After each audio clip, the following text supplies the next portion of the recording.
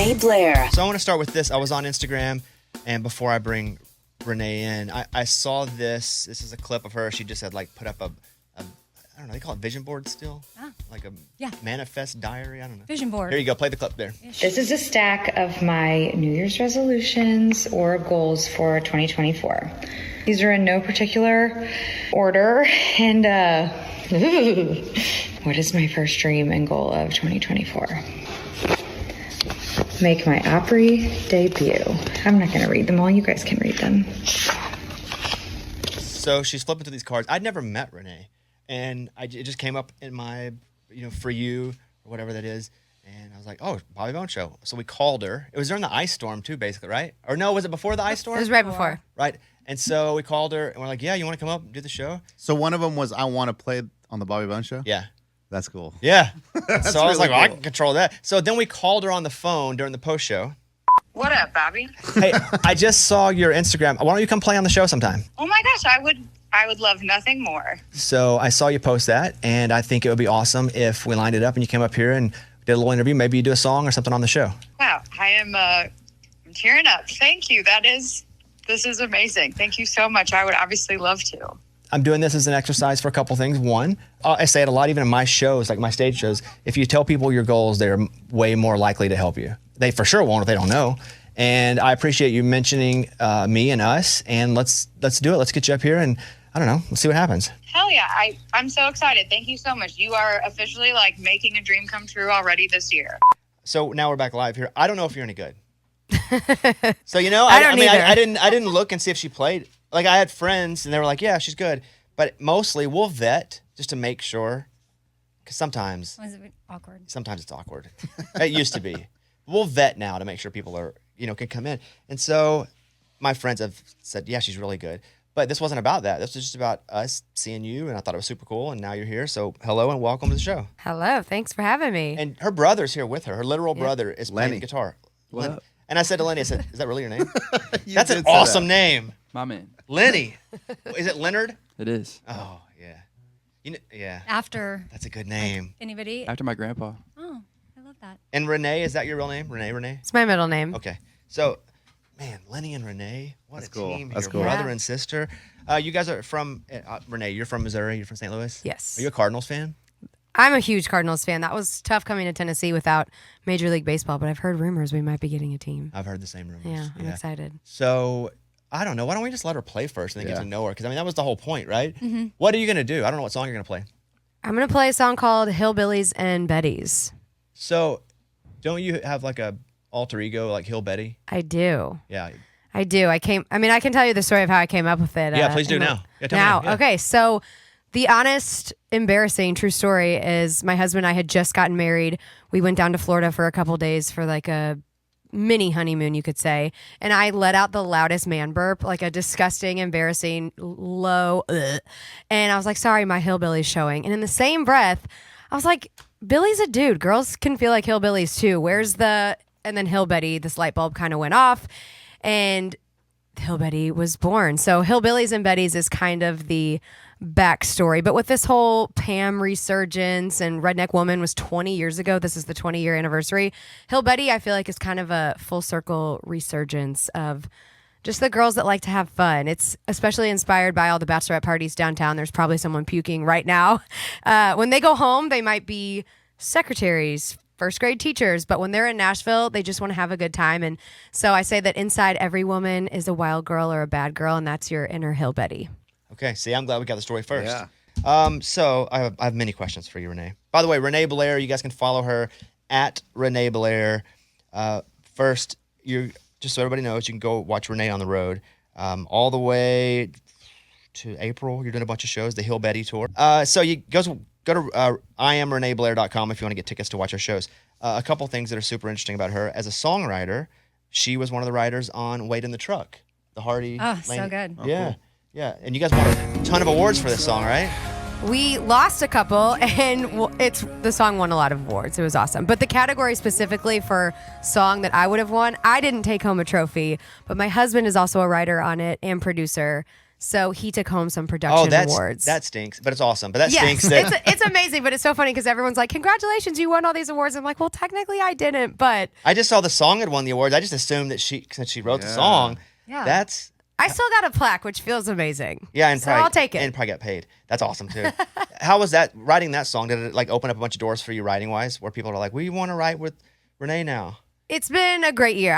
The true story behind it is that Hunter, my husband Jordan, and Hardy were writing the song, and I was on my way home, and Jordan texted me and said, Hardy, wants to do a duet, and he really wants you to come in and sing this chorus. And so, of course, I was like, obviously, let me go get home faster. And so as soon as I got home, they kind of played me what they've been doing. I got in the booth, and when it got to the bridge, there's really no third chorus if you actually listen to the song. It's just a third verse. It talks about where he's in jail and she comes to visit him. And Hardy just did a little ad-lib, "Have mercy on me." And I was like, "Can I try something?" And I could see all of them being like, "Don't mess up our song." And I grew up loving big powerhouse singers, Faith Hill, Whitney Houston. And I just felt this gospel kind of moment. And so I added the "Have mercy" section. Really? "Have mercy on me." And Hardy didn't even necessarily really know that till the song was done. And my husband and him were out on the road. It's the day they wrote Mockingbird and the Crow. Hardy's like, "I need to play you the final version. We got a gospel choir on it." In the Have Mercy section, he said they were kind of like in tears. And Jordan was like, "That was all Renee." And so Hardy's like, "I didn't even know that." And they brought me in as a writer. And so it became my first number one. That's awesome. Yeah, congratulations. Listen to this, because I don't know Renee that well yet. But when I was reading all the notes about you, because you've been through some crap, man. You got in a car wreck and they had to wire your jaw shut for weeks. Yes. I actually sang kind of like Kanye West. There's a video from 12 years ago when the wreck happened. If you search the depths of YouTube, I did a video singing through the wire with my mouth wired shut. Like the chorus of Kanye's song. Mm-hmm. You gotta, is it like that? Yeah. I can still do it. But it was really interesting because I talk a lot. That's just how I was born. I can't help it. And every time I'd go in and they would have to tighten the wires or do the surgery, as I had them on for 12 weeks, they were like, "Wow, usually people don't want to talk. It's uncomfortable. We still can't get you to shut up." Oh, wow. You guys know that song? "Through the wire, through the night." No? No. Will you sing a little bit of that so they know the song? As in mouth closed? It doesn't matter. Through the wire, through the limit to the wall. I shouldn't do it. You guys have I feel like Kanye changed the words for his version because that was one of the songs that broke him as an artist. He sang with his mouth wired shut. So that's part of what has catapulted me being even here today. And so you got in a car wreck. Did you think you wouldn't be able to sing again? Yeah, it was horrible. My mom walked right past me in the emergency room because my face, sorry if this is a little too graphic, but they said sewing my lip back together was like sewing something that I'll keep to myself. But it was just very, I was almost unrecognizable, and I still have like 8 pieces of glass in my face.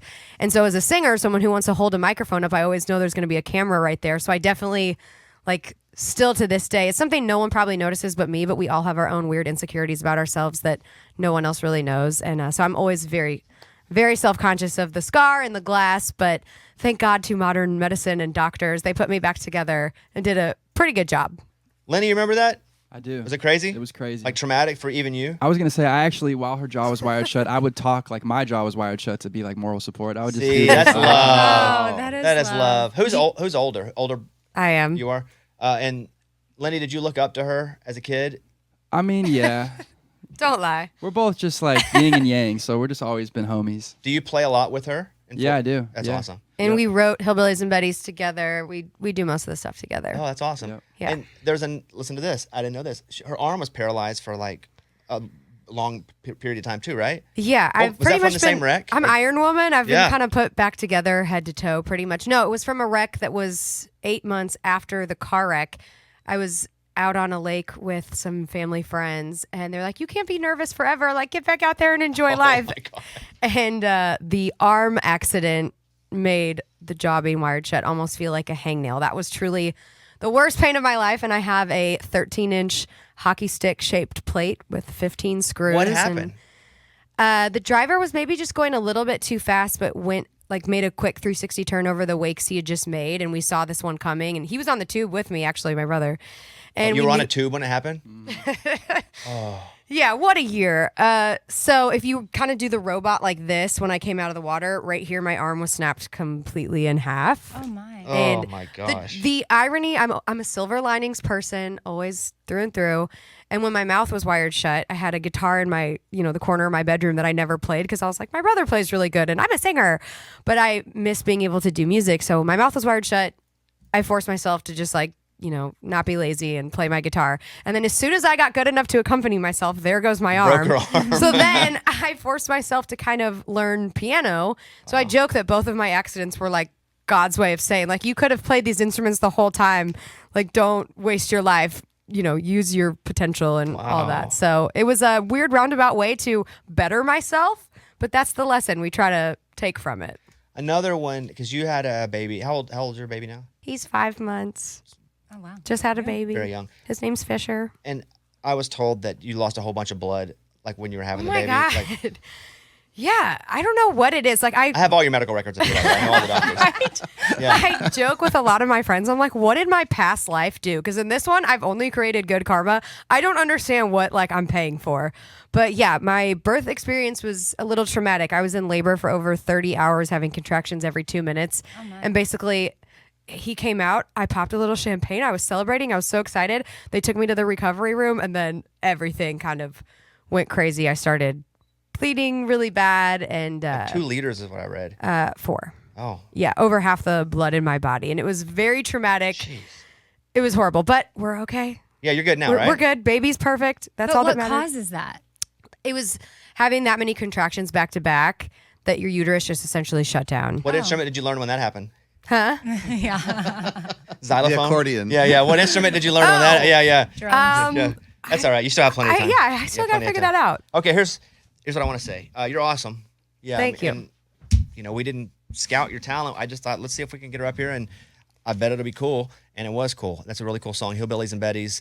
Renee Blair, you guys can follow her on Instagram at Renee Blair, one of the writers on Wait in the Truck with Hardy and Lainey Wilson. And so what's up? What more music? You putting out a full record under the Hill Betty thing? Yeah, we've kind of got a alter ego album coming, but it's really geared towards girls' night out, girls having fun with their friends, getting a little wild, getting a little crazy. Because, if you go up and down Broadway, a lot of the party buses, all the girls are playing old school Shania songs and Gretchen Wilson. And so I feel like it's really authentic to who I am. I like to have fun and get a little crazy. So the music is definitely a representation of a good time. Well, it's been really nice to meet you. Thanks. You Wonderful too. singer. Lenny, good to see you too, buddy. You too, man. I'm like, my body hurts though. I know from all those From all the stories. injuries that I didn't have. But only she had them. That's crazy. All right, Renee, thank you. There she is. Thank you guys. This is a Bobby Bones show.